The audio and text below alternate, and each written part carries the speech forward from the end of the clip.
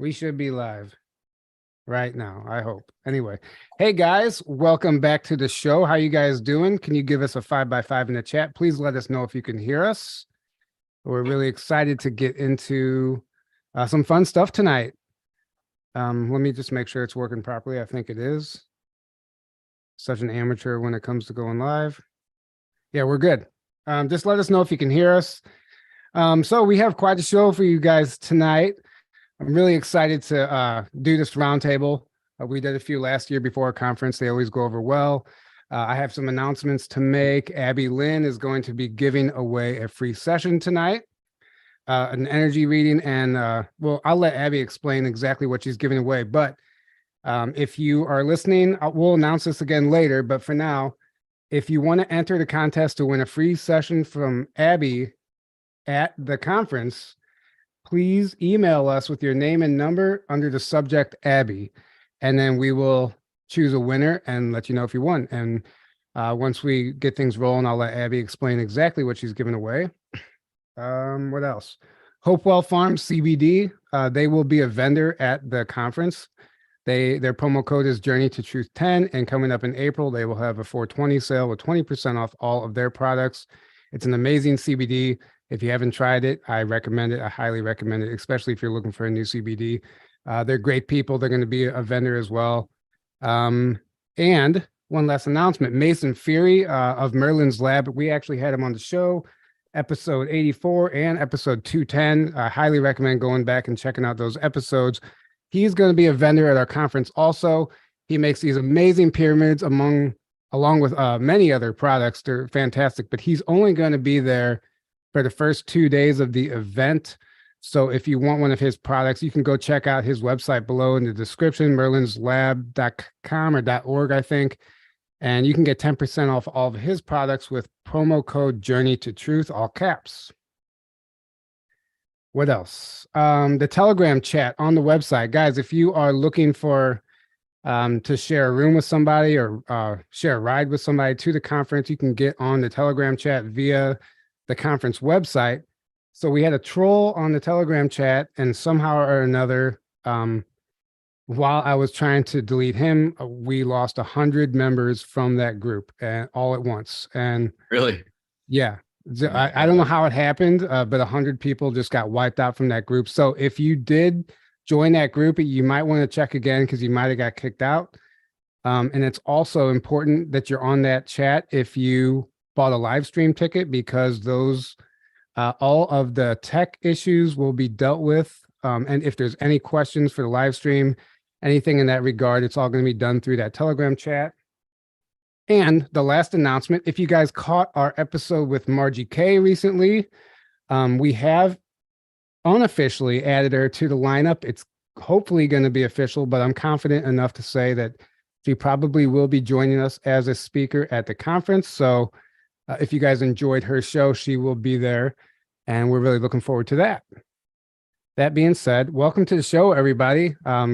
Glad to have you guys all back. How you guys doing? Tony, we'll start with you. Oh, how am I doing? Can't complain. Whatever. Thanks. You threw me right in the deep end first. I wasn't ready, but I was just asking before we went live, like, what are we talking about tonight? Like, but I'm sure we'll figure it out because this is a great bunch. I'm so happy. I'm honored to be here. Thanks, you guys. I've been on Journey to Truth enough to get my story out, and you guys have been very supportive. And everybody else in this chat, I haven't met a couple of you, but everybody else, I'm very, very happy and very honored to be here. Right. Okay. So I guess that's what we'll do. We'll just go around and let you guys briefly introduce yourselves. And well, I guess, Tony, we might as well just start. Tony, go ahead, and if you want to just give people an idea of what you're going to be sure. Presenting about this year, if there's anything, briefly, then we'll just go around and do the same for everybody. A lot's happened. A lot has happened after last year. My whole life was changed, really. And I'm working on my second book. I'm hoping to have copies of it for sale at the conference, Project Star Maker. And that'll be out. It's about the loophole part in my book where there were 10 years. And I said, that was another story. So this is that story. And it's a spiritual overlay. So Jackie Kenner, who edited the first book, is more of a co-author of the second one. She's editing and co-authoring her own narrative. So there's my story, and then at the bottom, so it's her narrative. She's a psychic medium, and what she said was that a lot of the things, like I told her the story personally when we were doing our show, and she said that she never told me this really until we started writing. She said, all this, I know I've heard everything that you're saying from other people. And there are people in the psychic community that say the same exact phenomenon. What you're saying you went through in your time up there in this episode. And it's also things that I never really covered in interviews because there's not a lot of evidence. There's not a lot of supporting, and it's kind of like the more vague memories. So the second book's going into that because everybody's asking for more from the first book. So anybody that doesn't know me watching, so there's TonyRedRakes.com. You can go, and my book was a bestseller for a little while and is still selling. It's called Ceres Colony Cavalier. It tells the story of my abduction and what I went through. So this year I'm going to present a little bit on all of that. I'm going to touch on all those. I'd like to touch on what's happened to the subject matter of people that are taken in the time dilation and back. So there's been a lot of drama around it, and it's really given people a lot of bad taste in their mouths. And so rather than attack other people, which is my first instinct was to go on YouTube and start calling names. But that's not what I'm going to do. You know what I mean? Like I settled myself and I thought I'm just going to polish up my own act and present my own information. And there's still, I had left a lot of evidence on the table that I've never presented because it costs money to go do it. So just what is today? Sunday. So Friday, I paid for 2 guys to go to Peru, and they're down there taking pictures of the town. And we've uncovered evidence of my time in Peru, and it's absolutely provable. Like I still in my organic timeline, I've never been to Peru. So anything that I can call out there that gets proven right is very substantiating evidence. So rather than fuel the drama, I'm just doubling down and representing my proof. That's fantastic. And thank you, Lisa. Thank you, great. Lisa, for the donation. Thank you. Sorry if I cut somebody off there. Thank you, Lisa. Thank you so much. Right. Yeah. It seems like everyone's been activated to just suddenly turn against each other right now, and everyone's calling names and everyone's cutting each other's throats. And I feel like that's almost by design. I don't know, if you're not really self-aware, sometimes you can be easily manipulated, and it seems like everyone's attacking each other and destroying the entire SSP narrative. And I don't feel like that's a coincidence, but we can get into that later. Abby, we'll go to you next because we already have people emailing us. It's already blown up. So people are anxious to win a free session from you. So can you tell us about that and what you're going to be presenting about this year at the conference? Yeah. So a little bit about myself, lifelong experiencer, dealing with that, recovering memories. I've been working and integrating that into my life. Intuitive psychic medium, healer, all the labels, all the things that people like to just place on it, where we're actually just awakening. That's all we're doing, is just, we're all awakening to what we are. And what I love to do is to help walk alongside someone while they're doing that. And that's really all that my sessions are. I was on the Telegram chat and I was seeing all the people that were already buying the tickets so early. And my guides literally said, you need to do a free session. Like, they're already showing up. They're already excited to be there. You have to do a completely free session. You go all the way out for, don't give them 20 minutes, not 30 minutes, a full session. So I'm very happy to offer that to somebody. One of the things that I worked with Mary Rodwell to look at, for one thing that I was used for in some of the stuff that Tony knows about, was looking in beings' eyes. And when I would look in their eyes, I could see the highest potential that their souls had obtained. And based on that, that was whether or not they were used for something else or they were disposed of. So I can kind of say I've been doing this work since I was a toddler, but coming back into that. So that's a little bit about what I do. What I'm going to talk about, though, at the conference, and I'm just going to cover a little bit here, is the galactic perspective. So I've talked with a number of multidimensional beings, other dimensional beings, and I see how they see us. And, it's always them connecting with their family that are here. And I like to give a voice to that, because I think sometimes people look at them and almost in a state of awe, they're, or they're trying to understand it, or there's a little bit of trauma there. So I just really like their voices to be heard from them, and through that understanding what's going on right now, like what we're going through, what that awakening process looks like, and how they can help us and aid us. And they also give us tools to protect us too through it. So That's just a little great. bit. That's great. And guys, if you weren't here at the very beginning, Abby is giving away a free session at the conference if you're coming to the conference this year. And to win that free session, you can email us your name and phone number and with the subject Abby, and you will be entered into the contest, and we will choose a winner, and we will email you back probably tomorrow, hopefully, and let you know if you won. And really quick, Tony, what's the name of your second book? Someone was asking in the chat. So it's not published yet, and you never know when you go to upload it if there's going to be some kind of obscure something taken. So I will never, until it's done, I don't know if it'll be the final name, but it's slated to be Project Star Maker. That's cool. I like that. Okay. Who next? Let's go to Jack Doubleday. If you guys don't know who Jack is, including you speakers, he's amazing. You guys will get to know him at the conference. He's a lot of fun. He has some crazy theories that'll even make a conspiracy theorist scratch their head. So, but I really think he's on to something. Welcome to the show, Jack. Tell us what you're going to be talking about this year at the conference. Oh, thanks, Tyler. I was just, I'm just a regular guy, I'm a writer. So anyone can do what I did, which is to go out into the terrain and see the building of the ancients. I was in a riverbed in Bosnia where I first noticed it. And then I looked at creek beds and riverbeds on 3 continents, Africa, Eurasia, North America.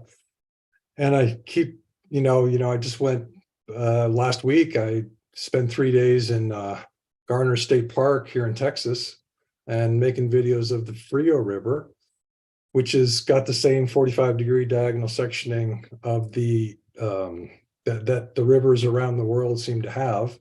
And so I'm just a guy who is pointing, like, let's say that you're in a park and you see a UFO and there's a bunch of people in the park and you point up at the UFO and you go, look, what's that thing up there in the sky? And everyone looks up,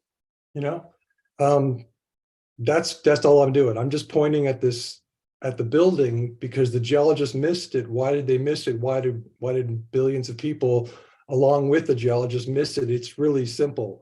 We've been working under a false premise for centuries in academia, and that premise is that we're the first advanced race. So there were no other races to have even possibly built anything, much less continents.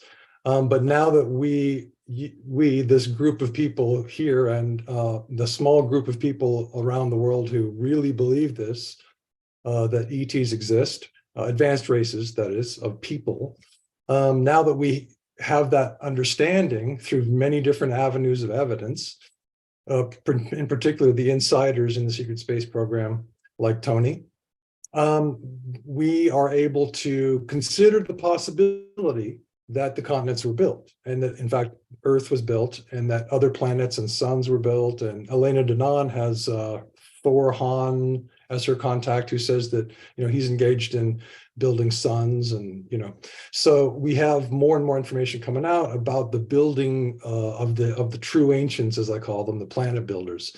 So that's what I've been doing, just being a guy with a video camera going into the creeks and the riverbeds. That's all I'm doing, and anybody can do that. And I hope that people will do that on their own and not be like, Jack Doubleday needs to be told about this. I don't need to be told about anything. You guys are just like me. You can decide what you think of it. You can make a video that says, and you say, hey, that looks like geology to me. Or you can say, hey, that looks like building. I already know, or at least I believe fully, that the continents were built, not the seabeds, but the continents.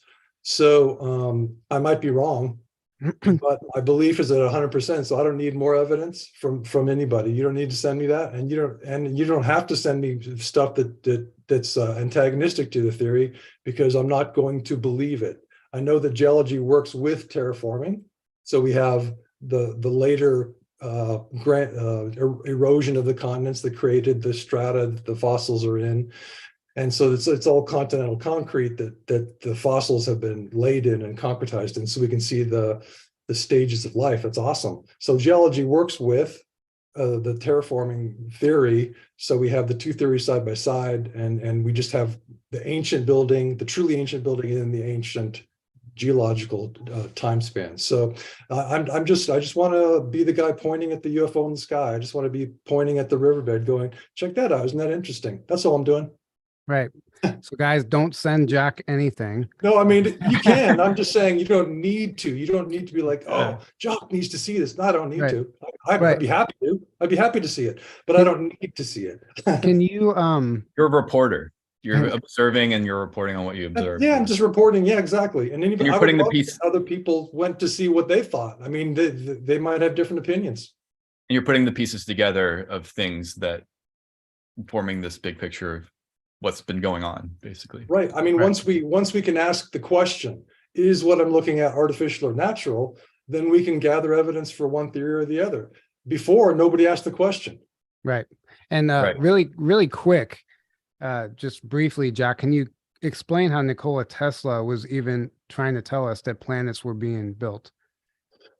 He wrote articles and letters to the editor in the beginning of the 20th century, saying that the ether is the quarry, essentially, for material. So all matter comes from the ether, and humanity will learn one day, and it will be humankind's greatest achievement. Those are his words. Our greatest achievement will be learning how to create worlds, planets, from the quarry of the ether. He called it the fluid ether, and his predecessors believed in the ether. Academia has discarded the ether in their general discarding of everything Tesla. They just don't want anyone to talk about Tesla.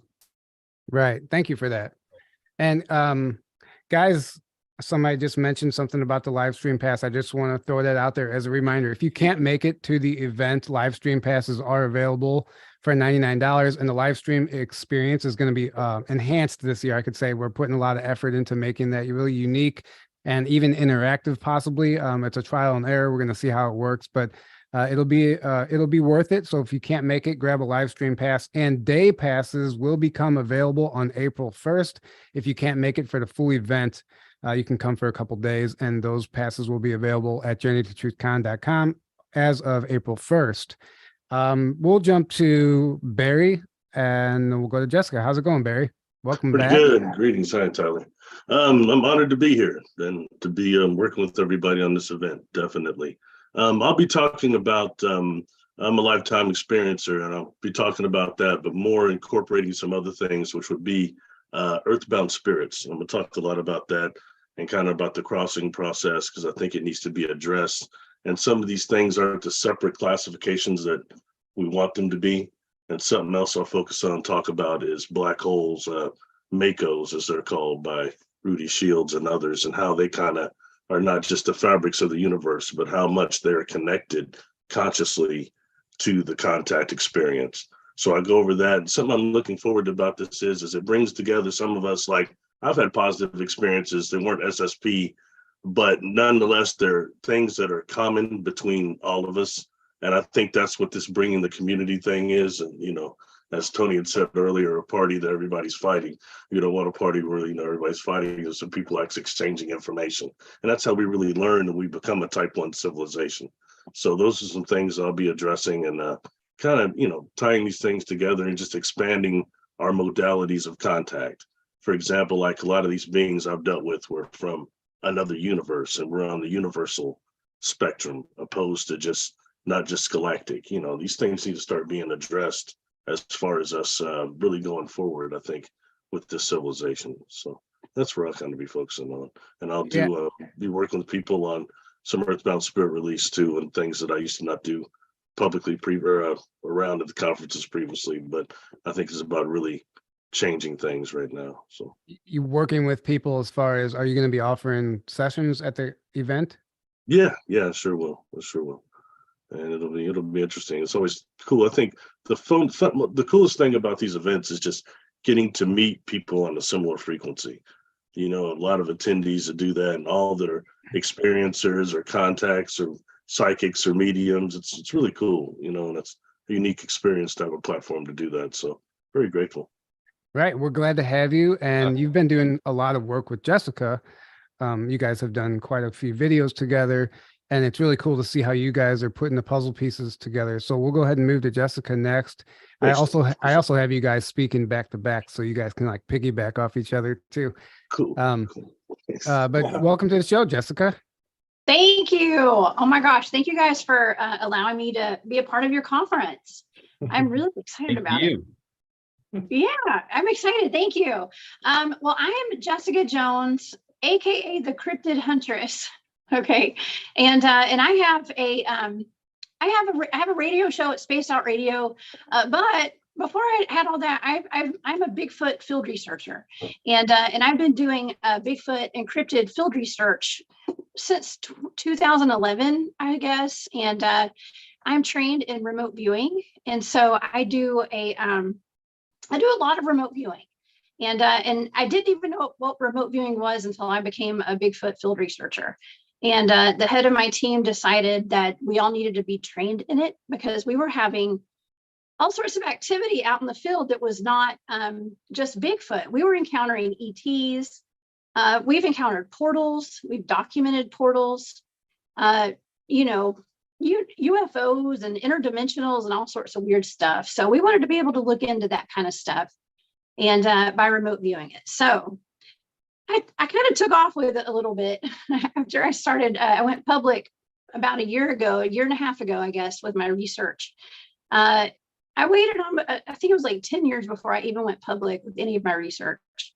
But yeah, it's something that I'd love to do. I'm going to be talking about at the conference. I'm going to be talking about my research with cryptids, and I'm also going to be talking about the remote viewing that I do.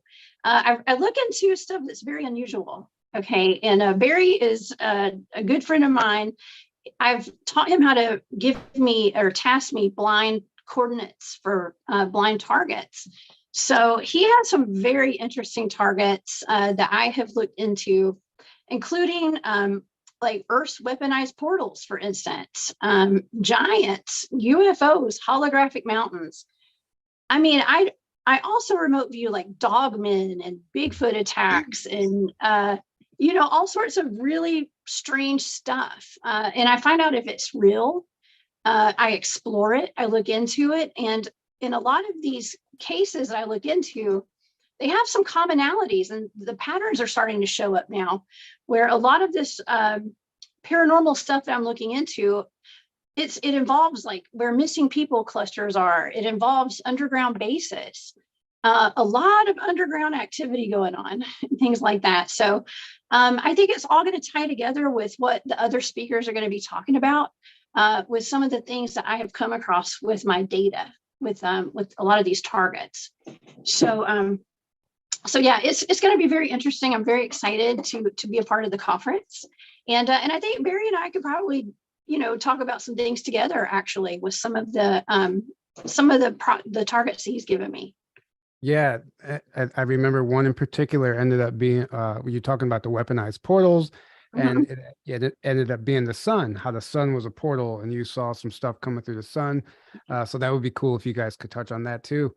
But it sounds amazing. It sounds absolutely amazing. I'm looking forward to all of it. It's going to be a lot of fun. I think Abby and Tony spoke there last year. Abby was there last year.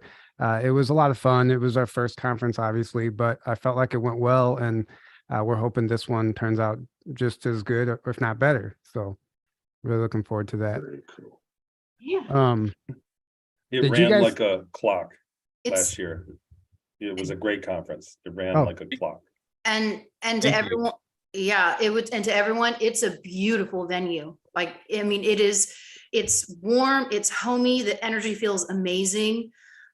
We had Bigfoot experiences, Sasquatch experiences, craft going over. It just felt really, really good. Mm-hmm. Good environment. Mm-hmm. Yeah, that was the whole thing whenever we were looking for a venue at the to host a conference. You know, we checked out a couple places that would have worked. They were like in hotels, very corporate feel. And as soon as I pulled onto the property, I got full body chills, and I didn't even have to talk to the people. I'm having it here. So the whole idea is to make it like it's a place you would want to go hang out for 4 days anyway, without a conference. There's plenty to do there. It's a beautiful getaway. So that aspect of it is fun and exciting. And obviously, like last year, we kind of got rained out from some of the sky watches, but we had the bonfires. The very first night when we all went up on that hill, Tony, I know you saw something. Wasn't there like this streak or something that went across the sky? What was that? I borrowed somebody's night vision goggles and was looking through it, and everybody saw it go by, and it was low and very fast. So, we couldn't identify it. It was flying. Right. It's That was a pretty joke. cool though. That was Yeah. a joke.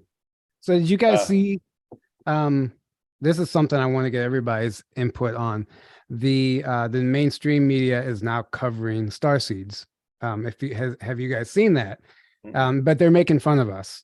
Yeah. So they're calling us self-proclaimed ETs that came here from other planets to try and save the world. And they kind of like laugh about us. And one guy's like, well, if they're here, why haven't they done anything yet? Blah, blah, blah. And they're just trying to make a mockery of it. I think that's why they're bringing it up, because it's becoming an actual threat. That's the only Right. reason. That's the only reason they would make it public. I don't know if anyone wanted to chime in on that, just because I find it fascinating. I don't know if have you guys even seen that? Anyone? Yeah, I saw it. I saw it and I love it. I Right. would say how sounds flattering. I haven't seen it. Sounds flattering though. So It is. I take it as a compliment. Right. What were you gonna say, Barry? Campaign of disinformation, the same thing as always, Right. and it's just so many things are coming to the surface right now, especially with the way our technology and social media is right now. You have people to talk to if you're having these experiences. It's not necessarily you're automatically called crazy anymore, and hiding these things like mental illness. That's not being hidden anymore. It's coming to the forefront. Experiences are too, and so this whole shift thing. So they're gonna keep throwing out crap like that to discourage people. Right. Won't stop us. So No, I just think it's interesting because like the whole they want you to believe that starseeds are these like they're trying to say we're self-proclaimed ETs, like that we came here, we're not even human. That's what they want. But so and a lot of people everyone actually has a different definition of what a starseed is. And I personally feel like it's just like we have ET extraterrestrial DNA on some level, different components of different races, and maybe we lived on another planet in a past life, and we're here on an inside job to kind of take down the enemy from the inside out. Well, if you don't understand the concept of past lives, then it's not going to make a whole lot of sense to people to say, I used to be other ET races before. They're like, wait, before what? What do you mean? So the concept first has to be understood. I find out in regressions, that I do all the time. It comes out people that aren't even into the ET thing. Comes out there talking about in the past life regressions quickly on other planets, other solar systems, other forms of life, other containers of consciousness, or other containers for their consciousness. It's really amazing. And I think that can't be ignored at all when we start exploring really what we are as immortal souls and going forward. It's fascinating. So Barry, I did a regression on a client as well, and she was brand new to anything spirituality, brand new to it. And the first life she went to immediately was that of a Sasquatch here. And she was talking about how there's a portal that can go from Earth to Pluto. Mm-hmm. And they go back and forth, and it was fascinating. And she came back out of it and she was shocked, knew nothing about him. I recently did a life between lives regression. And in this one, if you do the technique correct, the guide always shows up. A guide or an angel shows up, and he goes over the life with the individual. And it normally seems like a person that's got a ledger or things in the library. It's something common, but the guide always shows up. The last one I did, the guide that shows up is a Sasquatch, and it's different. larger with a uniform on, and the place of what I call translation and configuration, where this life review goes over and is incorporated into the soul, was some type of a galactic ship that was actually universal ship that was dispatching souls to different universes. It was something unlike anything I'd heard before. It blew me away in terms of this place of translation. So I understand what you mean, and not have I been referred to quite that type of Sasquatch that might be the prime genetic for them, and where that ever come from, that true nuclear DNA. Right. Right. Tony, did you deal with anyone in the programs from another universe, a group from another universe, or was it just, this quadrant? No, so no, I didn't, but we were on a 3D mission. So we were trying to get tech. So we weren't on an exploratory mission. So we heard stories of very exotic explorations that happened. But it was like nobody believed it. So, we went somewhere and it was like all energy, and the person didn't have a body anymore. And then we came back and everybody's like got powers. Like you would not believe it. So that we heard rumor about exploration, but what I lived in was tech. We were trying to get more tech. So it was a more 3D kind of thing. Real quick, I just want to say this on the news thing. So if they were going to break the news to everybody, they have to open up with a joke. So, oh, by the way, people are star seeds, and they'd have to open up and laugh at it first. Like that's the beginning of it. They laughed at UFOs for the last 50 years, and now they're getting serious, and everybody's still, you know what I'm saying? So this is like an icebreaker. I always look at the bright side of it, the optimist. Like I'm not thinking they're trying to paint us to look like fools. I think they're trying to break the ice. And just kidding, LOL. Like a guy goes, I think you're kind of cute. I'm just kidding. Yeah. You know what I mean? Like, because you're apprehensive of what the reaction will be. And so I think that's kind of what they're going to have to come clean sooner or later. Period. Right. And we're gaining a lot of traction. That's a great perspective. Go ahead, Abby. So yeah, I just wanted to add, I was actually texting with Tyler a couple weeks ago. The energy in, at least just for me, the energy in the sky has completely shifted in the past 2 weeks. Again, it's more energized, it's much more lighter. And I just had an overwhelming feeling, was this over a week ago, Tyler, when I text you that a huge heart expansion is coming in right now, but at the same point, memory recall is coming in with this. People are going to start recalling things about themselves. And I almost feel that's, it's not a coincidence that they're lining up with bringing in star seeds, and then people can be from other places, because I think that collectively more people are going to start having these memories come, and they don't know how to make sense of them. You're trying to get ahead of it. Yeah. Yeah. Maybe Makes that's a lot of sense. Yeah, these are great perspectives, and yeah, Abby only texts me whenever something crazy happens. Otherwise, I never hear from her. No, there would be like 2 months go by. She's like, "Oh my god, something happened." So Jack, do you remember Erin Lynn, the girl we had on about the Akashic records? And she was talking about, this goes back to what you cover. She was talking about what she called the blueprinters, and like the ancient builders and stuff, the people who actually lay out the blueprint for like a galaxy or a universe, and it's all engineered. And this is the information she was tapping into from the Akashic records. So when you're talking about a planet being built or engineered, like we have to understand, like it's still organic in the sense, like it's almost like it's planting a seed. It's like the plant is already designed, but they plant the seed in the ether, and then the planet grows and it's ever expanding. Would you agree with that, Jack? You're muted. You're muted. Yeah, I have an Akashic Records reader whose guides told her that, because I asked her questions mostly about galactic history and things, and she said that the word building, when I talk about building planets or something, she said it's not quite the right word. Her guides are saying it's more like they're they use thought forms. That's what she said. This is cool. This is super cool to me. They think it into being. It's groups, groups of people. It's not just one person. Groups of people come together, different races come together, and there's a group of people intending through thought a planet into being. It's pretty astounding. So that's the language that she's been using. And her name's Vanessa Lisley. I think that's how you pronounce her last name, Lisle. And she's really, really, really fantastic.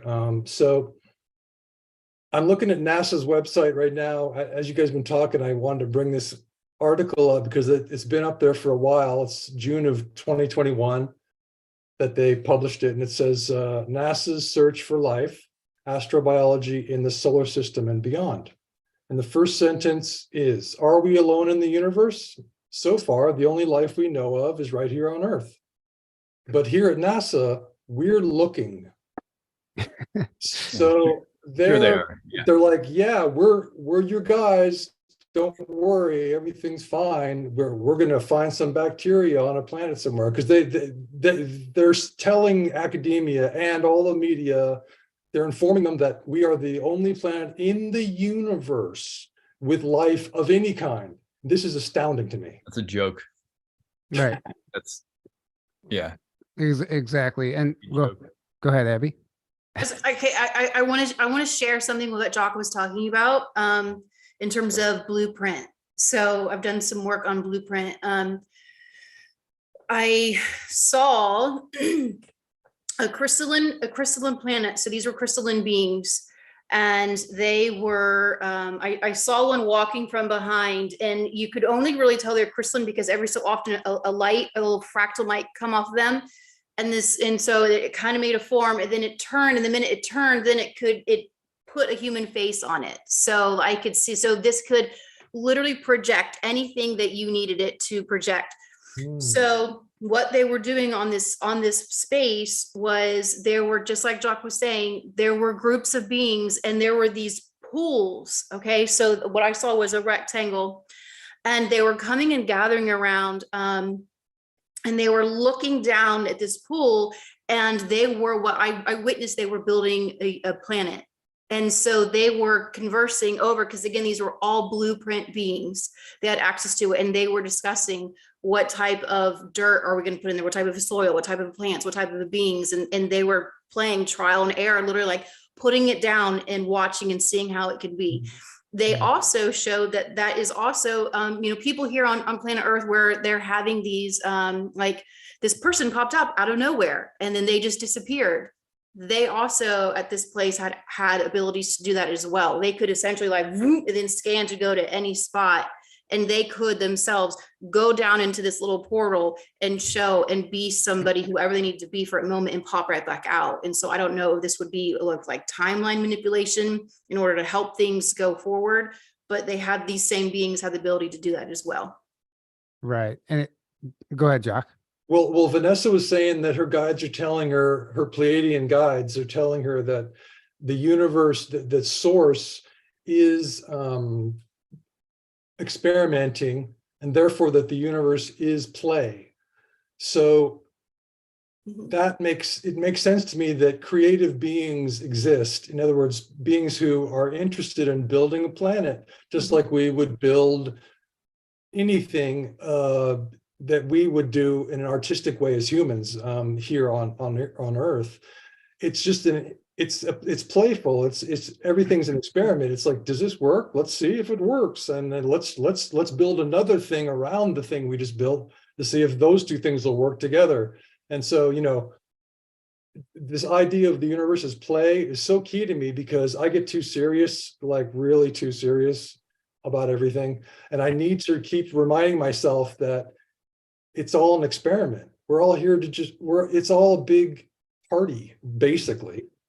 Right. That's what Ivan Teller said. He said, everyone's down here complaining, but certain ETs look at Earth like Disneyland, because we can do so much here that we can't do anywhere else. And like, we just need to appreciate the human experience while we're here and endure the hardships and learn from it and grow from it. So I want to go, we're talking about this portal system. I wonder how much of the portal system is engineered. I'm sure all of it. And it's not just on Earth, there's a natural portal system, but obviously the planets are connected. And Tony, when you guys were in the programs, were you going through portals ever? Oh, yeah.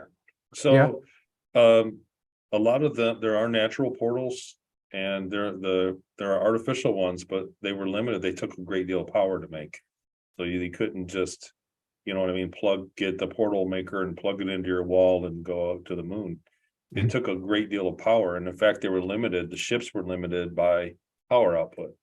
So the more power the ship could generate, the farther the portal could go in distance and in time and, in the future, in the past. So you couldn't go to 1,000,000 BC with a ship that only could go a few thousand light years or the portal with a certain amount of output power. So that was kind of the system that I worked in. So our ship made portals, and then they used natural portals to kind of piggyback and go farther. So and most natural portals, the ones that occur in space that the ships use, have a blockade, some form of blockade around them. So you can't just fly up to it and go. I want to say this real quick, and I'm kind of blown away this whole episode. It's not what I expected.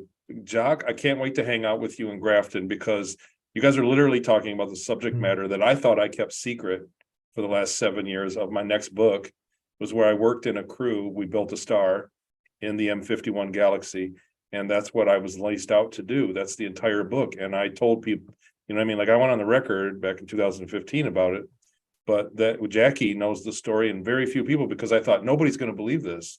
I thought if I go on, and besides the way that it was another dilation inside the 20 years, I thought this is way too confusing. I'm going to lose people. But I literally worked 10 years on a crew building a star. And that's what the entire my book is about. Like, that's what the whole book is about. Look at Jack going crazy. I could see his face. Well, I hope I wasn't looking rude when he was talking. I was going, what? Because I didn't want to sound like I didn't want to appear, but I was like blown away. Like, wait a minute. And you were talking about other people, and there's been some corroborating evidence behind the book. So it's really why I decided to go ahead with it. But I didn't know that other people were already talking about the subject matter. So it was a company that occupied most of that galaxy. And the closest word that they would translate to would be the Bureau. And they built rings and stars and planets, and it was what they did. And so stars and planets are naturally occurring. It's a natural process, just the way it is. But you still, they're not all habitable. So people they want stars. And in certain galaxies, star formation is very low versus, like our a good spiral, a mid-sized spiral or barred galaxy has a great deal of natural occurring star formation, but a elliptical galaxy doesn't. And those are the places that they tend to go and build artificial macro objects. And that's what we were. So because the star formation, the galaxy is basically going to fizzle out faster than a spiral galaxy. So that's where all that's happening. And they got behind, and they needed labor. So they came and made a deal, and the Ceres colony profited on technology and traded us. And that's what happened. So read the next book. I honestly can't believe that this is getting teed up like this. I wasn't going to talk. I wasn't even going to share it. Now I've got to change the whole presentation in Grafton, because I was just going to remark, oh, by the way, here's my book. I got both books for sale out on the table, but I can't wait to hang out and pick your brain, Jock, off camera. Well, I think that for Tyler and Aaron's audience, anyone who wants to read about Elena Danan's contact, Thor Hahn, and his talking about building a sun, and it sounds like a fun thing the way he talks about it, or the way she says he talks about it. Anyone can find that PDF online. So literally any person on the planet can go read that stuff about building a sun. So go get that, go grab it, go find it. So I haven't done that, but I want to say this. I met Elena Danan in Orlando and privately talked to her about that. And there's a symbol. So we had a patch. Like, I was on a crew and we had a patch that we wore, and I've been drawing it since I was a little kid, all the time. Like I've like thousands of times. There's a symbol. And the symbol starts out, and then as you graduate to the next part in the program, the symbol slightly changes. And she knew the early versions of it. I showed her, she said, no, it goes like this. And so it's going to be in between all the chapters of the book, because I've already have an artist drawing the symbol out. And it's the patch for the program. So That's awesome. what I'm saying is there was corroborating evidence. I was like, it blew my mind, because, you know, Elena's got her own information. She's her own person. And so I never really, you know, confirmed, or I don't like to confirm or deny anybody else. You guys everyone do their own thing. I do my own thing. That's it. But she kind of, when she knew that, and I knew that, and I had never told a soul about those symbols, and she drew them accurately. So they're in the book. That's all going to be. You're talking about a patch from the mission where you were building the star? Yes. Okay, I see. The Star Maker program. Yeah. Well, look at this. This is wild that you had no idea Jack that was his subject matter. So this is interesting. And I think what's happening right now, because I've noticed more and more people talking about this, you know, building the planets and stars. I feel like collectively right now, we're ready for this information, the collective consciousness. We're ready for it. Even 2 years ago, maybe if you tried to bring these concepts out, maybe we weren't quite there yet. So I feel like it's going to keep getting crazier and sounding crazier until we just realize that like everything and anything is possible. Yeah, I'm a little shocked, to be honest. And it's stuff that like I said, it was back burner, because there's enough of what happened on Ceres Colony to always talk about. Like there's enough in the organic 20 years in the nature of the book that I didn't want to just kind of cloud up the waters of trying to explain, because people already get lost when they go, well, where were you were traveling time. Like, but where were your parents? So you lose people. So I just never really did it. And then Ceres Colony did so good. So I thought, you know, screw it. I'll tell the story. And I was just going to cliff note it, but that's great. You know, Tesla did talk about building planets as our greatest achievement someday in the future, but he didn't talk about building suns. So it's kind of cool that in a way, your book will make a big splash, I think, in the real scientific community, the one with the evidence and the corroborating testimonials. And because it's, you know, if you're building a sun, that's one step beyond what Tesla was talking about. Fantastic, you know? Well, so the thing that I'm not worried about, I can't wait to see scientific community read some of the book or get some of the info, because what I remember is that they layered different elements in a different order. So they were trying to get us, so the lifespan of a star when it ignites, it's, you know, I think about it like it's got its threshold. In the first couple 100,000 years, it's very, chaotic. So if they put a ring or a structure next to it to live off the energy that it gives off, you know, it expands and contracts quickly in the first few 100,000 years. It's chaotic. So they were layering elements in the star. That's why they were building it.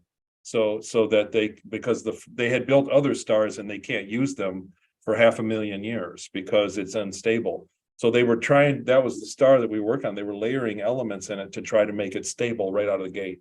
Yeah. And so that ran the project behind. They were actually bringing material in from elsewhere, and we had to test what we were throwing into the gravity well and see what elements it was, because you'd go out and have a list like, this is what we're putting in today, you know, for the next month. And we used mass drivers and threw it in, whatever, long story. I wasn't going to talk about the book on Journey to Truth, damn it. Well, no, you know what? This is all. I'm completely compelled by this. It's very fascinating to me, and I want to hear more about it. But I want to also get to everyone else, and I kind of want to go back to the portal system. And Jessica, you remote viewed some portals. You even discovered a portal, sent some of your investigators through, and they disappeared and came back. How many of these portals you encounter do you think are natural, and how many do you think are government made or even weaponized? Yeah, that's an interesting question, because, you know, my team wonders the same thing, and we have looked into some of them. I tend to think that the portal that my team encountered was not natural. I do believe there may be an underground base around there somewhere, but I'm not 100% sure. We did have something that we consider to be a portal show up in the field during one of our research weekend out in the field. And when it showed up, we didn't know what it was. The team that spotted it through their thermals and their thermal imaging cameras and their FLIR, they sent some other guys across the field to go check it out. And as I walked up to it, they disappeared. Their heat signatures disappeared. And the way they describe it is that the entire environment changed. The vegetation on the ground went from, brushy to smooth. It felt like walking through a black velvet curtain, and the temperature changed. The stars disappeared, and they didn't even know they were inside of a pool. They didn't know where they were, what they were doing. They just had walked over to a spot in an open field, and so they walked backwards kind of out of it, and they reappeared. And so it's really interesting. We have not released all that footage to the public yet, but the head of my team shows it at conferences sometimes. And yeah, it's really interesting. And then remote viewing these portals, Barry tasked me with the weaponized portals, Earth's natural portals. And I immediately was on the sun. I was remote viewing the sun right off the bat when I went into that target. So, which is not Earth, by the way, if y'all know. So, it's really interesting. I don't know. Portals come up quite a bit in a lot of my data. I from time to time will remote view properties that are haunted or have Bigfoots on them, or some kind of dog man, or some kind of cryptid. And when I do that, there's often portals there. Portals come up very often when I'm remote viewing anything that's paranormal or cryptid related. It seems like that's how the cryptids get around. At least some of them, not the ones that escape from the labs under, Dulce, but yeah, well, that happens too. Now I see, when I came out with my data, or not just my data, let's just say I came out with my research, I was like guns blazing. I think Bigfoots can be interdimensional. They disappear right before our eyes. There's something more supernatural to a lot of these cryptids than a lot of people wanted to admit, especially, even a year or two ago, a lot of people didn't want to admit that cryptids, especially Bigfoot, could be supernatural in any way. And I really love the Quantum Bigfoot, the book by Ron Moorhead. He really gets into how it can be quantum supernatural, by our standards. So I think that a lot more people, with me coming out with my research and talking about it more, I think it's opened up a lot of other people to talk about it, and we don't all sound so crazy anymore. I stick by my research. I don't talk about things to fit in, with other people's stuff. I'm kind of out here just doing my thing, talking about what I've experienced. So yeah, it's interesting. Yeah, to say the least. Now, Barry, why did you task her with the sun in that particular occasion? Well, it was the weaponizing of portals, because I've been hearing a lot of scientists talking about they're beyond trying to prove if portals exist. They're trying to, find out how now to actually control them and weaponize them. And also, during my experiences, I've been on something similar to what Tony was talking about, a ship that can actually generate its own wormholes, its own portals, and then actually choose the one that has the most path of coherency to travel in. And it's in a universal structure, but I think this is dealing more with the organic and how they're doing that. It kind of blows me away to hear what everybody's talking about here. So in that way, the natural and also weaponized and ones that are, almost demonic portals, these things that all fascinates me. So that's one of the reasons I task her for that. And I find it interesting. Like I remember, Tony, you saying something about a portal just outside of Jupiter. And one of my experiences, these, whatever beings they were from the Andromeda area, they were showing me a magellanic cloud that had a portal in it, that the exit point was just outside of Jupiter. Just like you were saying. So I find that, interesting. And that's why I'm always looking for these correlations of things that are just things we can pull this tapestry together, Right. If that answers your question. And one other thing is this between the sun and the earth, the magnetic fields are these electron diffusion regions, or what they're called. And like every few minutes, there's almost a doorway that opens up. And they've actually, NASA's been talking about that. So it's things like this that, I think is the next step for us as a civilization trying to master and understand. Right. I did a remote viewing on the sun once, and what I got from that, I would just love to hear what you guys have to say about this. It's a huge record keeper, that there are stored records of everything on the sun. And when I went there, I saw people walking around, but where I went to, there were these two guards, and I went back behind this like hidden door into this place. And when I got in there, it was almost like being into the Akashic records. I felt almost I had stumbled upon, but I would just love to hear what you guys think about what you've seen with the sun being a master record keeper for everything. Before we get into that, really quick, guys, while we're on Abby, if you guys missed the beginning, Abby is giving away a free session at the conference, and I'll let Abby explain once again what she's going to be giving away. But if you want to win a free session with Abby, email us your name and your phone number and under the subject Abby, and you will be entered in to win. And can you really briefly explain, Abby, what you're going to be offering again? Sure. It'll be an hour-long session, and it'll be a mixture of energy healing and then just a reading. But honestly, with my sessions, especially at these conferences, we just get in there and we open up and we see what's going to come out. Channeling memories, I can get into the Akashic. So whatever your soul is ready to experience, what it's needing to hear for healing is going to come through in that time together. So we really just open up a doorway and we walk through it together. Yeah, and I've had a few sessions with Abby, and A+, it's awesome. She does great work. I highly recommend it. And if you guys missed the beginning, also, it looks like we are adding Margie K to the lineup of speakers. If you guys haven't seen the episode with her, it was just a few episodes ago. Everyone loved it. She's fantastic, and we're squeezing her into the lineup. It's not 100% certain, but I'm confident enough to say that we are. Yeah, 90%. We just have to work out a few little logistical kinks, and but I just wanted to announce that in case you missed it at the beginning. And also, yeah. So what did you ask Abby about the Akashic records being in the sun? Well, no, I don't feel it's the Akashic. It felt like the Akashic. It felt Akashic-like, but it was massive amounts of records are stored within the sun, and I would just love to hear if you guys have experienced that or resonate with that. So Go ahead, Barry. no, go ahead. No, I don't have the answer to that. I was gonna. Yeah. I'll tell you what I know of this, and would be the actual Akashic. This is what I'll be talking about at the conference during my presentation. The Akashic records themselves are actually these MACOs, these magnetically eternally collapsing objects, which are black holes as we know it, and how that actually they're the hard drives of the universe. But when dealing with the sun itself, and sometimes we see these cold spots, these black spots, I believe those are MACOs. Okay, so that would go into what you're saying of them also being a hard drive, consciously storing things from the universe itself. Fascinating concept, but I think it's not, again, the separate things that we think.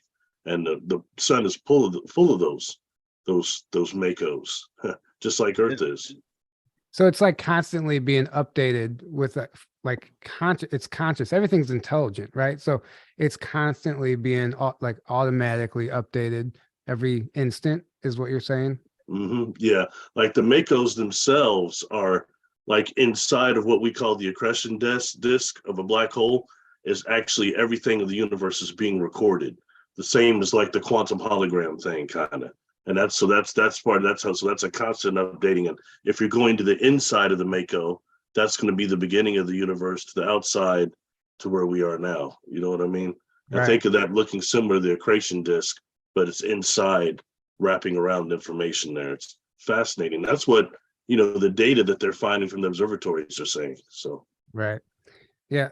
I want to talk about timelines a little bit because I think it's actually important, and it gets confusing. Obviously, we're talking about other universes and building planets and portals and Akashic records. Now we're going to go to timelines, but I think it's important. So, like this is something I always wonder about when you're remote viewing. I wonder, like, sometimes how do you know you're remote viewing this timeline? When you go through a portal, how do you know you're still in the same timeline? Tony, like in the programs, we hear about like there's a timeline out there where Earth was destroyed, or there was a cobalt bomb that went off in 1949 or whatever the date was. Obviously, there's different timelines, and this is a timeline war, and that's what all these organizations on the planet right now are doing. They're trying, all their agendas are to promote their timeline, to push their timeline, because it's a temporal war. So I'm really interested to know what you guys think about that. Maybe Jessica, have you even considered the possibility that when you remote view, you're tapping into another timeline? Yeah, that's so interesting. I've not really thought about that, because I was unaware of, I guess, like, I think I kind of knew, like, we were all doing this timeline. That I'm just learning about this over the past couple of years. Okay. But yeah, no, whatever my target is, most of my target, they're blind targets, and I'm tasked these targets by other people. Mhm. And so I'm just looking at stuff that that people ask me to look into. So I don't know. That's a great question that I don't have an answer for. Very I'll tell you what, technically, when we talked about the TRAPPIST-1 thing, when you looked at that, I think you were also dealing with, like, maybe perhaps a different timeline than what Buddy Bolton was seeing with Little Moulton Howe. I think what you were seeing was more current than what he was seeing. You know what I mean? So I think that's dealing with that. Maybe what you're saying a little bit, Tyler. That makes sense. Right. Or even dimensions. Like, sometimes you don't even know, you might not know if you're even remote viewing this dimension. So somebody could be like, yeah, I'm remote viewing a giant in Antarctica. And then you send boots on the ground, they go there, no giant. Well, what if it's there, but it's just outside the visible spectrum? So in another dimension. So that's why it's so hard to even, like, say someone else is wrong or debunk someone else's information, because we just can't wrap our head around the complexity and the depth of what's actually taking place in our reality. Things can be cloaked as well. There's cloaking technology. Right. So Tony, have you experienced anything to that regard, in that nature? There were civilizations that could fly through solid objects, so they didn't know how they did it. So Ceres Colony Corp wanted that tech super bad, and because it was from a military standpoint, almost unstoppable. Like, you couldn't wage war against somebody that had the tech to phase out and go through solid objects, and they knew this. So the technology was there to go through solid objects, and I think that's kind of more along the line of slightly phasing out of our current reality. So that's a tech that's there. I didn't know, you know what I mean? Like, that's just something that I wasn't privy to. I'm basically giving you guys water cooler talk when I talk about that stuff. It's like, they didn't tell me. I was on a need to know. I was a very low need to know guy. But as far as timelines, whenever they manipulated timelines, I don't remember exactly the rule about it, but kind of like, a fish can only deal with what's in the water, kind of thing. And our timeline that we're in, you have a certain, like a fingerprint, like an energetic signature that binds you to this timeline. So other timelines that happen, like the remote viewing is a different thing, because you go outside of time space. But as far as, like, physically going to another timeline and participating, I was under the impression that wasn't possible. That you would go to another timeline and you would just break apart. Like, energetically, you couldn't survive in it. It's like a fish in a different environment. So that's what they told us. And the other thing was that, everybody thinks there's billions of timelines, that there's all going on.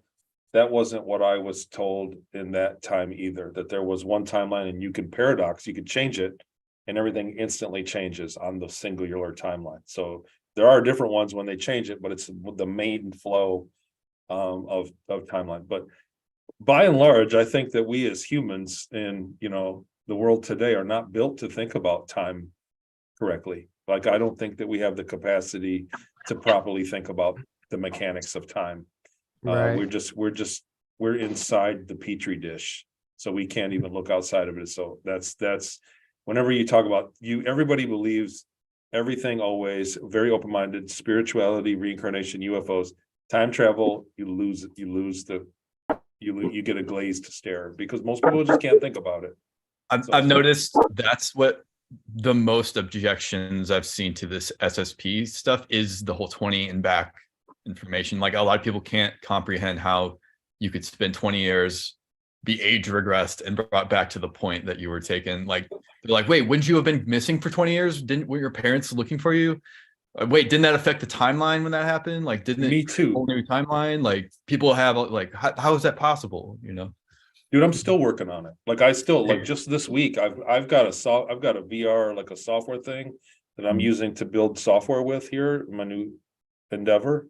And so I said, I'm going to do my own timeline, which I always recommend to people do. And I started really building it out and looking at it like in a 3D environment. And it's hard. It's hard. Do you know what I mean? Like I look down and you can look. The other thing that's hard on my personal timeline is I look down the end and say, well, it ends. I'm closer to the end than the beginning now. So Right. you know what I mean? Like that's what I'm looking at. But when you think about when you do the timeline and how everything worked out, there's definitely a lot of things I think it happens to everybody, and we don't realize it, that things happen in your life cyclically over time, over Right. and over again. Mhm. You know what I'm saying? You know, like you get caught into emotional things that happen 5 years later, the same damn thing happens in a different package. You know what I'm saying? Like it was in a red package last time, now it's in a blue package, same thing. And then 5 think years that- from now, it's gonna happen. I think that's like almost like a test too for your soul. It's like your evolution. Okay, here's the same test again. Are you going to make the same mistake again? You have an opportunity to approach this differently. Abby, I know you wanted to say something. You had- I can see her light bulb going yeah. off. So go ahead, Abby. No, so there's a couple things, but I wanted to say with Tony about time. I've had, and I'm sure every single person here, it's like a fleeting moment where everything makes sense and you understand how time works. And then the very next second, it is just gone. I've had that. So, and I almost get like a panicky feeling. And I was getting down about how, time moves like this, but it actually like moves like this, and then it spirals outside of that. And it just clicked. And then the next minute it was completely gone. I couldn't make sense of anything again, disoriented. But I want to talk about so I know a few people that are doing time jumps right now. They've been doing them for a couple of years. They're jumping to their future self, and they're hearing a song, and all of a sudden they start singing the song in their head, and it's like a suction. It's like and they're being pulled towards their future self, and they're living their life. And they're seeing their kids and their spouse and their house, and then and they get sucked back, and they're back in their room again, and they're a child. And I've talked with people that even when they were younger, when they were toddlers, they would feel again. It's like being sucked into a tube and then coming back, and then the panicked feeling of, wait, why am I 8 years old again? Wait, why am I back in my childhood room again? And they don't understand why it's happening or when it's going to happen. And I know another person that they were out for a run, just on a running track. And as they were running, they felt that suction pull, and then every single thing around them in their environment turned into it looked like the 1700s, and they're in a war scene. And these soldiers started interacting with them. They're looking at them with like this one soldier. He was frozen because he was so shocked at seeing this person because they didn't fit. And then another soldier said, "You can't be here. You can't be here." And this nurse came and started dragging them away. And this person's like, wait, like I shouldn't be here. I can't go with you. And then they felt like again, like that suctioned out. And they were put back almost 1,000 feet behind on the running track where they had started from.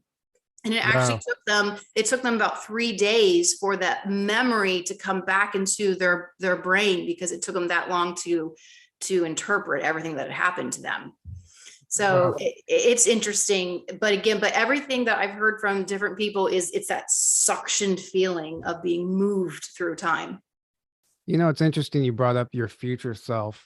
This is something that I don't think we consider enough, is connecting with, everyone's connecting with their higher selves or ETs, but what about your future self? This was a concept that was brought to my attention a few years ago through a session, and they were like, have you tried connecting with your future self and asking your future self for guidance? And I was like, no, I never thought about doing that. So and like during my meditations now, sometimes I'll do that, like when I'm like stuck or I don't know what to do. Like you call in that future version of yourself.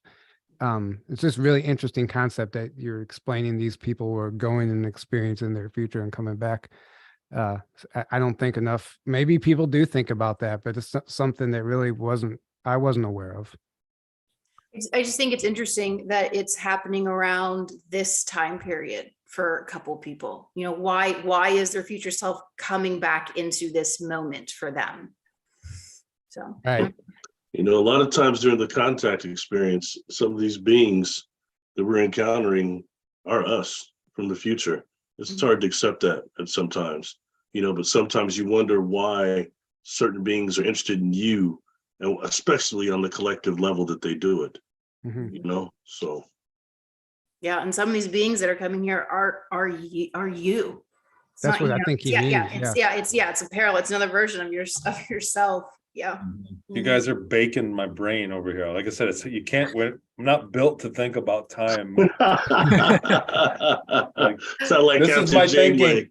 This is Sound all like- the thinking I do. And then so you're doing this other stuff. I'm like, Well, I mean, Well, it's go ahead. Time is Aaron. an illusion. It doesn't actually, it's an experience we're having, but all that exists is the now moment. So it's really an illusion. So it's almost like, it's like we're experiencing it linearly, but if you get outside of time, you just see the whole thing. It's like an object. Right. That's what I was thinking recently about when I was trying to visualize time, because I kept hearing time is an illusion from some people and other people saying no, time's not an illusion. And I thought, how do I graph this? So like, how do I geometrically look at it in my head? So I just did a really simple graph of an X and a Y. So you had the vertical or the horizontal timeline, the way we would normally think of it. And so I made up something called vertical time, which is just the vertical axis allows you to skip along and see that everything is happening, or you could look at it as everything's happening at once. In other words, because we can view all of time from the vertical axis. Once we, as Aaron was saying, once we get outside of time, then we can view it from up here, and we can go, oh, it's all happening. It's all happening now. So then that's why people say that time doesn't exist, because it's all happening now. But then when we come back to the horizontal axis, then we go, oh, now we're back in, and it is, things are growing, there are seasons, and then you do have the cyclical thing coming back in. So it probably is a horizontal thing, but it's doing what galaxies are doing and suns are doing, and they're just spiraling along in a helical way, like the Nautilus shell or something like that. Mm-hmm. Yeah, that makes perfect sense to me, actually.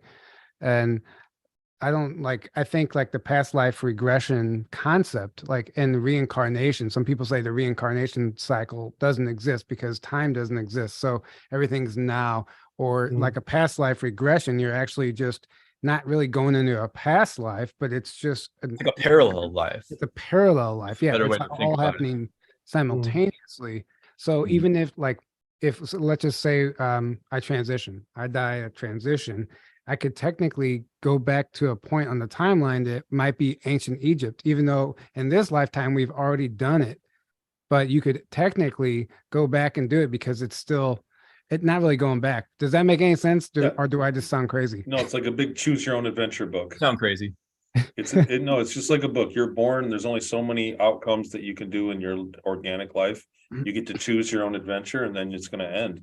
But it's basically in a book. And so I've always wondered this, like, what if I live my life and then somebody else could live it too and do different things in the same timeline? Because it can just keep going. It's like a choose your own adventure book. It works just like that. So your next book should be a choose your own adventure book. Yeah. My next book is going to be the tell-all.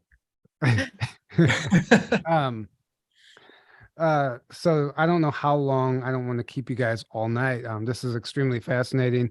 I do want to get into the concept of Sasquatch one last time before we move on from here, just because the area we're going to is said to be, quote, hotspot. Abby had some experiences, not just Abby, but a number of people we're connecting and communicating with them.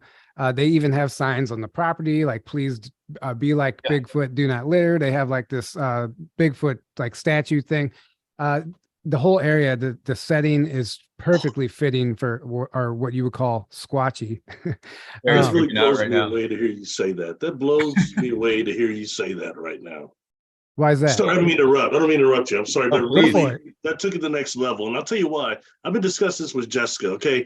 On my Patreon channel, I've got like, on YouTube, I've got like 17 videos about Sasquatch. But on Patreon, I've probably got like 15 that have never been on YouTube. And I kept getting pushed by Spirit. And I know it's them, the Sasquatch people, pushing me to release these once a week. So I've been doing that. And I'll do it all the way until they wear out. And they'll wear out right about the time of the conference.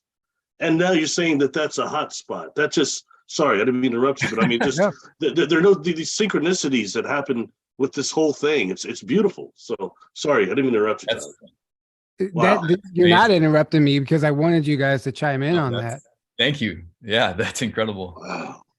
Aaron, you're reading the books right now, aren't you? I wanted to bring that up. So I just got this book series called The Sasquatch Message to Humanity. I don't know if any of you have heard of it.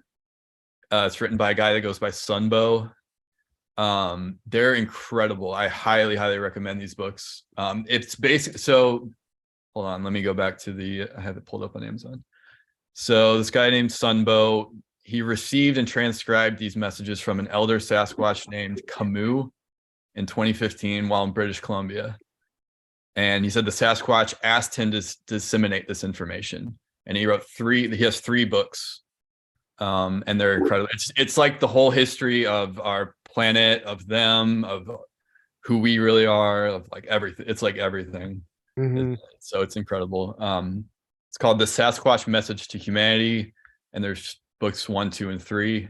You can get them on Amazon. Right. That I sounds. highly recommend those books. Yeah, I have to put those on my list. So I feel like, I don't know what to expect, and I'm not telling people that we're going to see a Sasquatch. But even if you go onto the website, I kind of jokingly put as one of the speakers, Sasquatch first time or appearance.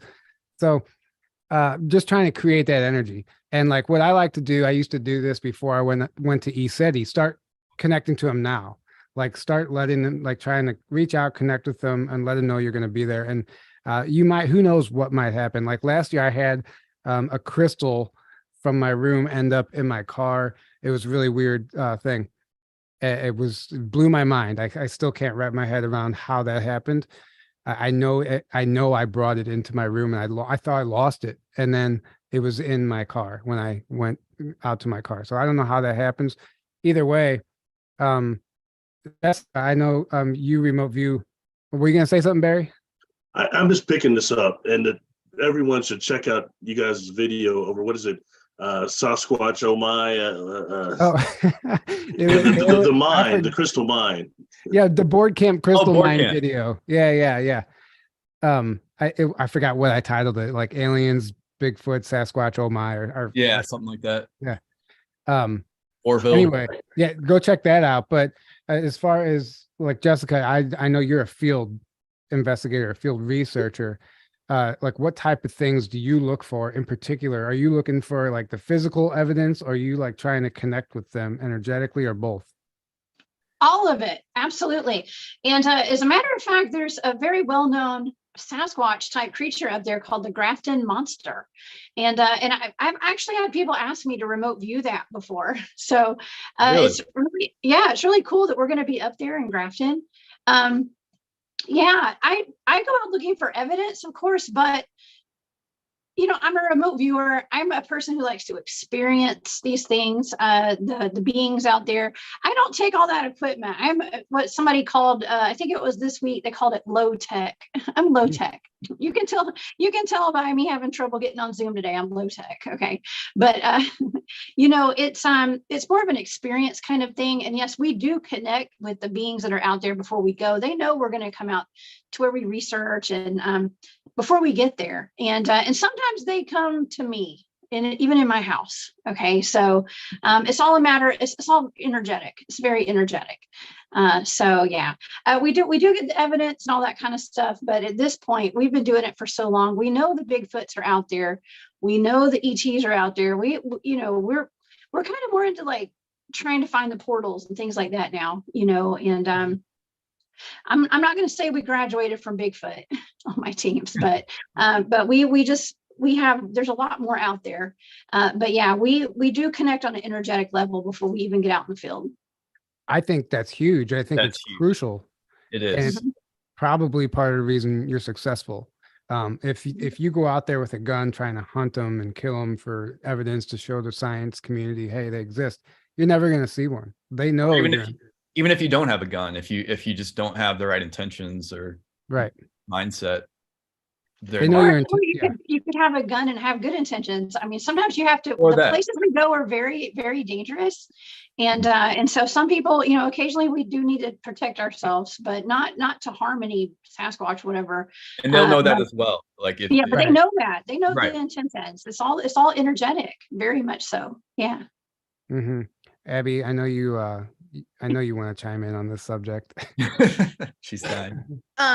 So when we were at Grafton, I did a little hike, and I just started out and just allowed intuition and spirit just to guide it. And it was really interesting because I just saw a very teeny tiny little opening within, oh, my ears getting blowed up, within the grass. And so I just followed that. And then all of a sudden we noticed that all of these purple flowers were in an area out of nowhere, growing nowhere else in the whole hike. And we just stopped, and I just had an overwhelming feeling of this is their special place. It almost like a reflection place where they just sit and be alone with their thoughts. And I began to look around, and you could see the trees were all bent. They had been bent over into this circle space. And actually one of the trees, I have pictures of them, had a little indent where one might perhaps rest their tushy. But yes, so they absolutely, I did a vortex tour in Asheville, and the minute we got into the woods, I instantly felt five of them. It's so funny. It just hits you. The mind speak, it just hits you. There's 5 of them here, and they were instantly vetting us because we're coming into their space, their territory. And, so many people think, oh, these really big beings, they have families and they have kids too. So they're going to be very protective of their children as well. But they're vetting you. So you have to be in the right, I don't like the word have to, but it's the heart space, your intention, why you're there, why you're wanting to communicate with them. And you're right. If you're not there, you're never going to see them. And they feel you, they're very telepathic. So if you're there with the right intentions and you're already reaching out and you're building that bridge with them, you're probably going to feel them. You feel them before you ever see them. Right. And something else to note is that they're only going to show up if they want to show up, if they want to show themselves to you. It's not the other way around. You don't get to decide whether you're going to see one or not. That's why attempting to connect with them beforehand is so huge, because you can ask their permission. You can connect in love to them, and then they'll be like, okay, this person made an effort to connect on a heart level, and ask permission. That's so huge.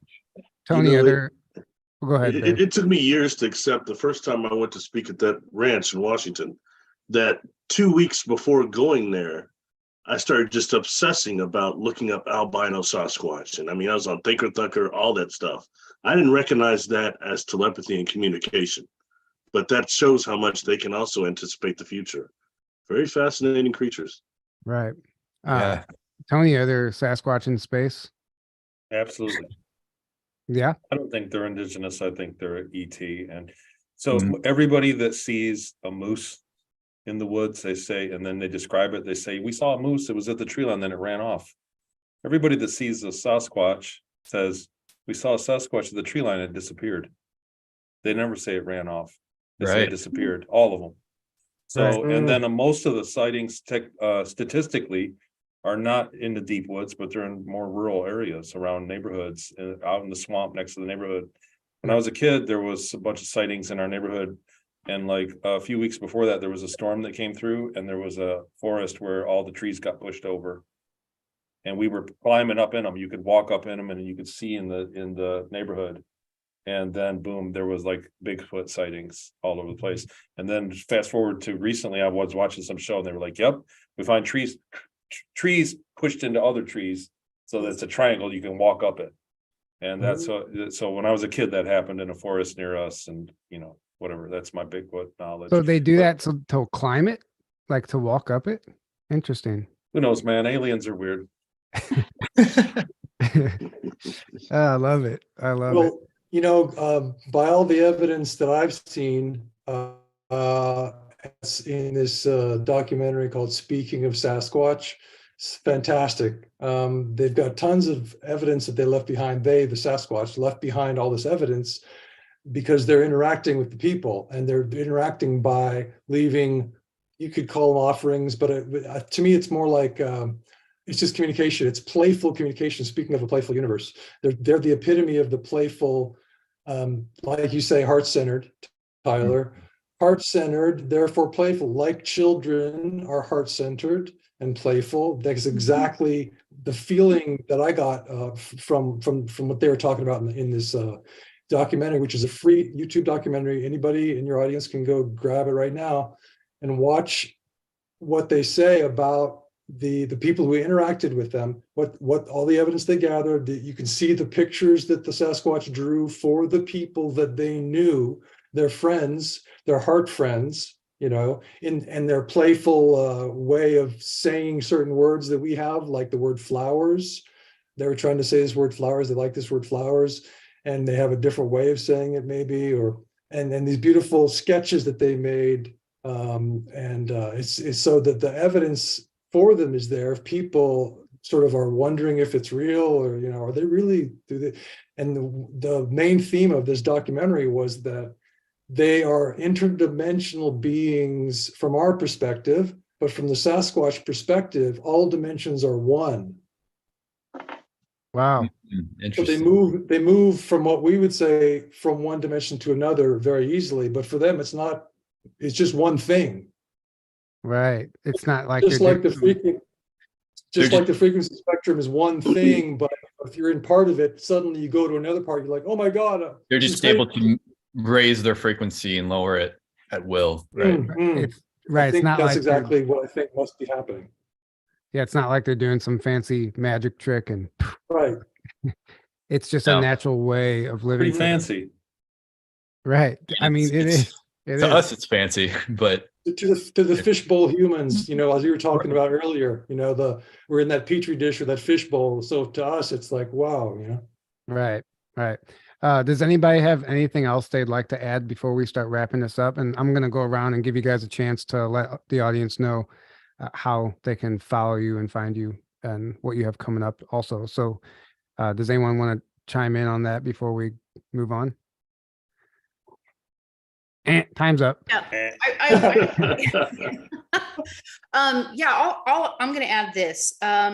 So something's been coming through a lot for me lately, and it's interesting because I've actually been seeing it, and obviously our thoughts manifest, so maybe that's why. But sound is coming through so strongly from my guidance team, the beings, how important it is for us to start working and moving sound within our body, and how we can heal ourselves with sound, our own voice, or these voice boxes. How I was actually, before I do anything, I always ground, and I've been grounding with sound. They've actually been working with me with sound a lot lately. But I was hitting a note, and they said, like, hit it, and I kept hitting it. And I literally saw a purple sphere begin to open on the tile in my bathroom in front of me. So at any rate, just start exploring sound and vibration, and that's our cells, and that's how our cells can alignment. But again, we are our own amazing instruments. These bodies that we have are magical and amazing. So I'm going to talk about that a little bit too when we're there at the conference. Right. Absolutely. And it's Margie Kay was just talking about portals showing up on walls and stuff. I mean, it's like they can be created anywhere. Mm-hmm. And it's really interesting. You're talking about a tech that creates portals. You have natural portals, and then we probably just can create them with intention once we get to that level. an understanding of how to manipulate energy and frequency and do that properly and safely without letting in something negative, which is something you have to be cautious of. Even divination tools like tarot or pendulums, you're opening a mini portal every time you use that stuff, including a Ouija board. And it just depends on the intention behind it. What can come through. So practicing the safe protection around that. Like, it's interesting that Hollywood demonizes the Ouija board, because I feel like it can be used just like a pendulum, just like tarot. Like, it can be used, it's a divination tool. It's not good or bad, it's a tool. Right. But they demonize. So many people use it willy-nilly and have no idea what they're doing. So a lot of times people are bringing in demonic entities and stuff. Exactly. And I know there's people out there that disagree with that. They just stay away from the Ouija board, which I recommend if you don't know what you're doing, but I digress. So thank you guys all for joining us. Abby, will you let people know how they can find you and where they can follow you? Sure. Yeah. I have a website. It's Auric Ray. I'm changing it because nobody knows how to spell it. Or so yeah, it's Auric Ray, AURICRAY. And then you can follow me on socials under Abby Lynn. See, people are flipping out about the Ouija board thing already. Are they? Hogwash, the no Ouija good. board is no good. It's demonic. It's evil. No, it's not. It's a tool. It's not demonic. Anyway, it's a tool. It can be used for good or well, it's all perspective. Everyone has their own experience with it, and if you believe that something is evil, then that's exactly how it's going to show up in your life. It's going to show up that way for you. Right. I mean, that's just all there is to it. And see, stay away from Ouija boards. Guys, I'm not promoting them, guys. I'm just saying. Oh, Elena, somebody said Elena Denon says so. So that's the authority, apparently. Okay, I digress. All I would say is, there was a Ouija board that I inherited that was my family's for a long time. Siblings are much older than me, but before bringing anything like that from Parker Brothers or whoever's making it back then, make sure you cleanse that thing. Right. You know what I mean? Because you have sometimes sorcerers over there leaning over those things and hexing those things. That is very real. So make sure you know how to clean up and you'll be good. Right, exactly. Right. Barry, go ahead and let people know how they can find you. I'm on social media under Barry Littleton. I've got a website, barrylittleton.com. I don't do much on there, but there are links on there to social media, especially I'm on a lot of YouTube, on Patreon. I do a little on Facebook too. And that's how you can kind of contact me through there. Check out what I'm doing. YouTube's Thank you. Thank you. And I didn't include all of your information in the description, but I will put that in there, or you can go back and find all the episodes with them. But thank you for that. And Jock, how about you? I just wanted to mention real quick that Dan Winter just uploaded a video 6 days ago called Ultimate Physics of Soul.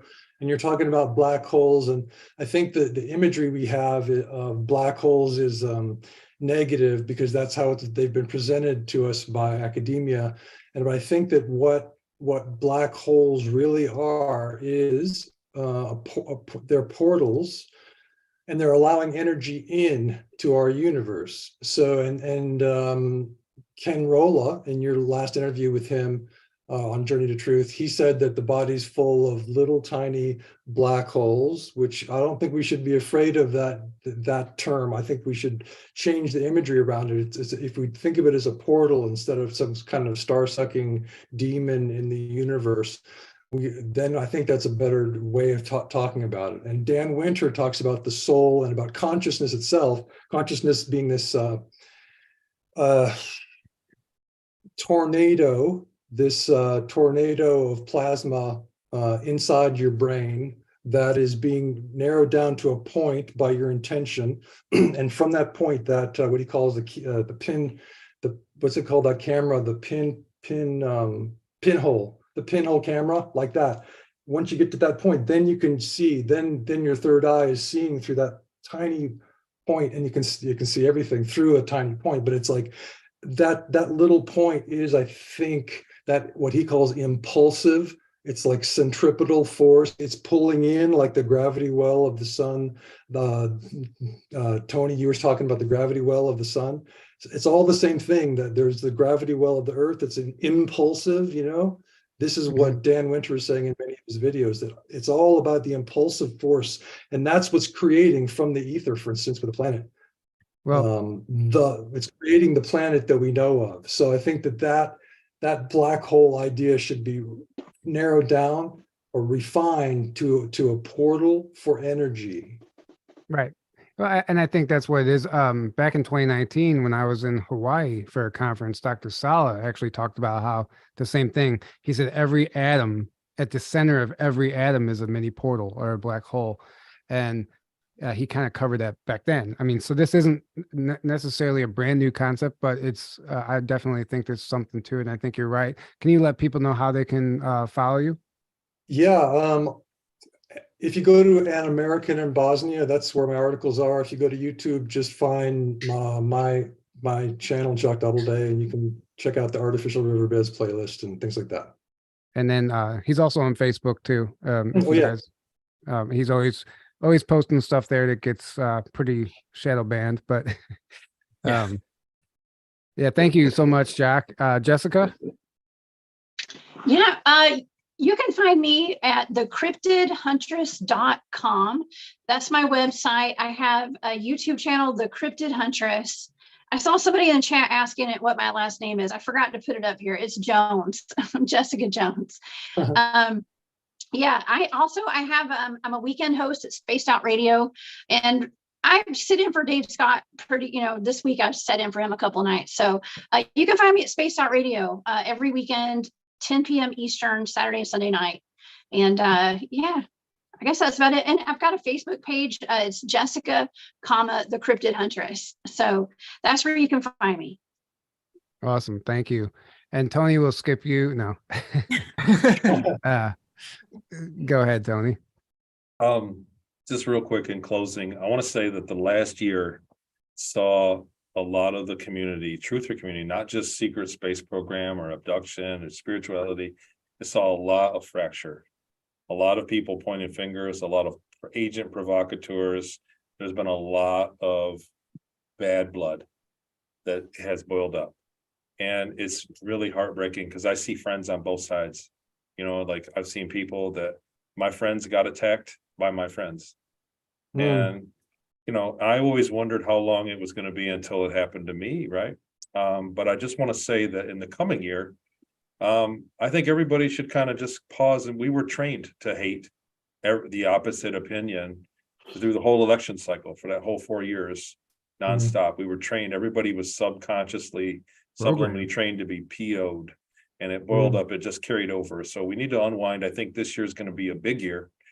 I personally have been working on technology that I remembered from my time in space. So, you know what I mean? Like, where's your tech at? If you were up there, everybody's like, build the UFO motor. Well, I can't do that. I can't build a microwave, but there are things that I do remember, and I am working on it. And I'm not the only one. A lot of people that have been under attack recently are going to work on it. We are going to present this year. There's going to be things that hit the public that we remembered from time in space. So this is a big year. And so what I'm saying is, you can not walk across the bridge with some of the people in the community, but don't burn them, because we're all on the same exact mission here. And Amen. So whether or not however you go about it, some people don't agree with what other people, but I'll tell you guys, man, quit burning bridges. I know I love everybody I've met at every conference. There's been so much love and so much support for, especially, I don't want to fucking tear up. So after what I went through to live to this section in my life, where I'm actually living a very quality life compared to the time that I spent.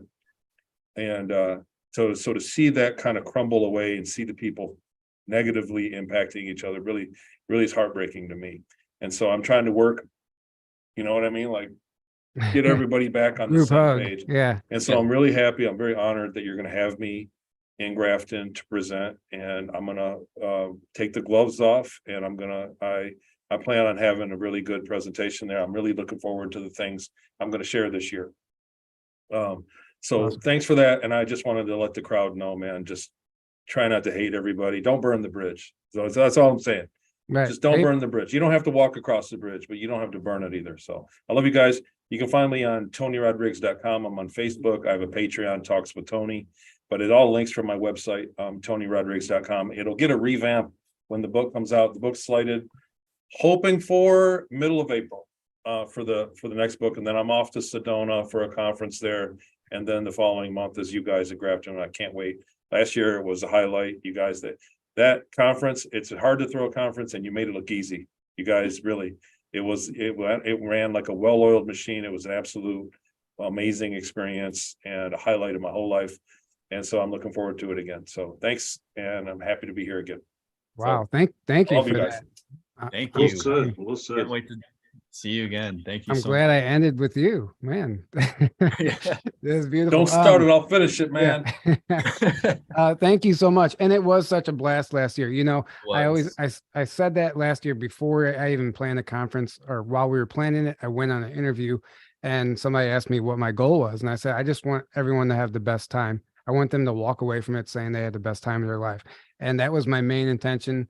And I feel like that's what happened. And you can only plan the event, but you can't plan the experience. And it was the people that created the experience. So everyone who was there, thank you, who made it what it was. And we hope to see you guys out there again. There still are some tickets left. The lodging on site is sold out, but you can still camp. There's Airbnbs, there's hotels, there's glamping. You can probably find a room with somebody. People are looking for roommates if you get on the Telegram chat on the website. So there's still space, and day passes will be available on April 1st. And if you can't make it, take advantage of the live stream experience. It's going to be awesome this year.